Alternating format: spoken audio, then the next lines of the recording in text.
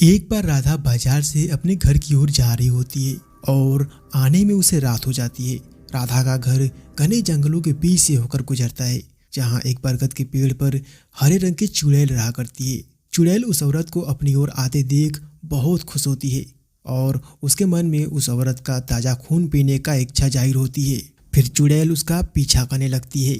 जैसे ही राधा को उसके किसी के पीछे होने की आहट महसूस होती है तो राधा डर के मारे पसीने से भीग जाती है और अपनी रफ्तार बढ़ा देती है। फिर चुड़ैल भी उसके पीछे पीछे अपनी रफ्तार बढ़ा देती है। फिर चुड़ैल को लगता है कि अगर यह औरत डर से मर गई तो उसे ताज़ा खून पीने को नहीं मिलेगा। इसीलिए वह चुड़ैल एक औरत का रूप धारण कर लेती है और राधा से उसके घर में नौकरानी की काम मांगती है। फिर राधा उसे अपने घर ले जाती है। अगले दिन आधी रात को चुड़ैल उठकर राधा की तरह सजने संवरने लगती है ताकि वह राधा के पति को चकमा दे सके और एक इंसानी सुख भोग सके।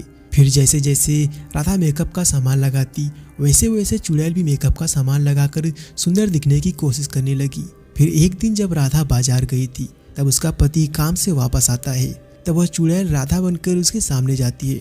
राधा का पति पहचान ही नहीं पाता है कि यह राधा है या फिर कोई चुड़ैल। फिर चुड़ैल ने सोचा कि क्यों ना मैं राधा को गायब भी कर दूं और राधा बनकर मैं इस घर में रह जाऊं। फिर चुड़ैल रास्ते में बैठकर राधा का इंतजार करने लगती है और जब राधा बाजार से आती है तो चुड़ैल उसे रास्ते में ही उठा लेती है। फिर जंगल के पीछे एक घने गुफा में उसे कैद कर देती है और राधा बनकर उसके घर में उसके पति के साथ रहने लगती है। दोस्तों, अगर आपको भूतिया कार्टून स्टोरी देखना पसंद है तो इस वीडियो को लाइक करके चैनल को सब्सक्राइब जरूर कर लेना और बेल आइकन के बटन को जरूर दबा लेना, जिससे कि मेरे वीडियो की सभी नोटिफिकेशन आप तक सबसे पहले पहुंचे।